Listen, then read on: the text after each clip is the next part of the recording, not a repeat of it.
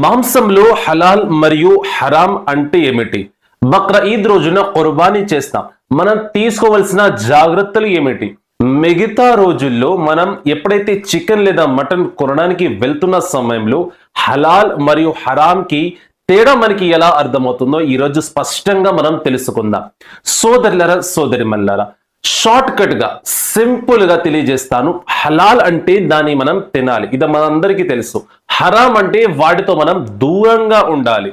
సోదరులారా, హలాల్ యొక్క అర్థం ఏమిటంటే ఒక ముస్లిం, ఒక విశ్వాసి అల్లాహ్ను ఆరాధించేవాడు ఎప్పుడైతే తన యొక్క చేతులతో ఒక జంతువుని, హలాల్ జంతువుల్ని అల్లాహ్ పేరుపై కుర్బానీ చేస్తాడు, అనగా బిస్మిల్లాహి అల్లాహు అక్బర్. కేవలం బక్రీద్ రోజే కాదు, మిగతా రోజుల్లో చికెన్ అయినా మటన్ అయినా కొనడానికి వెళ్తున్న సమయంలో మనం దృష్టి పెట్టుకోవాలి, ఆ జంతువుని అల్లాహ్ పేరుపై కుర్బానీ చేశారా చేయలేదా.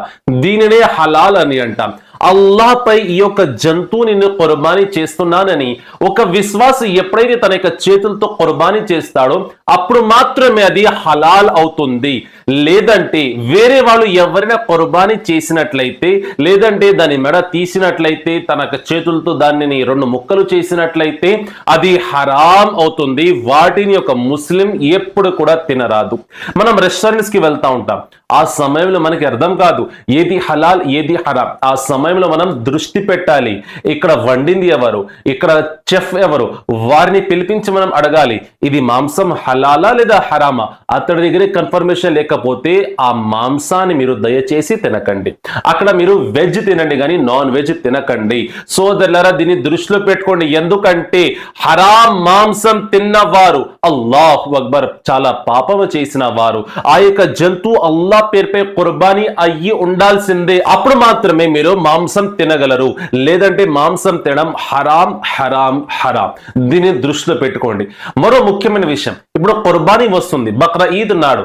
ఎప్పుడైతే మీరు కుర్బానీ చేస్తారో ఆ యొక్క సమయంలో మీరు బిస్మిల్లాహి అల్లాహు అక్బర్ అని చెప్పడం మర్చిపోకండి. ఇది చెప్పడం తప్పనిసరి. ఎందుకంటే ఆ సమయంలో మీరు కుర్బానీ చేస్తున్నారు కదా, అల్లాహ్ పేరుపై కుర్బానీ చేస్తున్నారు. ప్రపంచంలో ఉన్న మిగతా ఆలోచనలకు రాకూడదు. మీరు మీ తండ్రి పేరు ఇవి చెప్పుకున్న తర్వాత కుర్బానీ చేయండి. సోదరులారా, ఇన్షాల్లాహ్ అల్లాహ్ మీ కుర్బానీను స్వీకరిస్తాడు. అదే ఒకవేళ మీరు మర్చిపోయారు, ఇప్పుడు కుర్బానీ చేస్తున్న సమయంలో బిస్మిల్లాహి అల్లాహు అక్బర్ చెప్పడం మర్చిపోయారు, వేరే వాళ్ళు పిలిచారు, లేదంటే గందరగోళంగా ఉంది, ఆ యొక్క సమయంలో మర్చిపోయినప్పుడు మీరు ఆ యొక్క జంతువు యొక్క కుర్బానీ హలాల్ అవుతుంది. ఎందుకంటే కోసిన వాడు, జుబహ చేసిన వాడు ఒక విశ్వాసి కాబట్టి. మరో ముఖ్యమైన విషయం, ఒక ముస్లిమేతరుడు వచ్చి బిస్మిల్లాహి అల్లాహు అక్బర్ అని చెప్పి కుర్బానీ చేసినట్లయితే అది హలాల్ అవ్వదు. ఇప్పుడు కొంతమంది రెస్టారెంట్ కి వెళ్తున్న సమయంలో అంటా ఉంటాను, ఏమండి మేము బిస్మిల్లాహి అల్లాహు అక్బర్ అని చెప్పి కుర్బానీ చేశాము, కోసిన వాడు ముస్లిమేతరుడు, ఆ యొక్క సమయంలో ఆ యొక్క మాంసం హరాం అవుతుంది కానీ హలాల్ అవ్వదు. సోదరులారా, జుబా చేసేవాడు, ఆ యొక్క జంతువుని కోసేవాడు ముస్లిం అయ్యి ఉండాలి. ఇది తప్పనిసరి, కంపల్సరీ. దీన్ని దృష్టిలో పెట్టుకొని మాంసం కొనండి. దీన్ని దృష్టిలో పెట్టుకుని బక్రీద్ రోజున కుర్బానీ చేయండి. అల్లాహ్ మీ యొక్క కుర్బానీని స్వీకరించాలని మనస్ఫూర్తిగా కోరుకుంటున్నాను. ఆమీన్. అల్లాహుమ్మా ఆమీన్.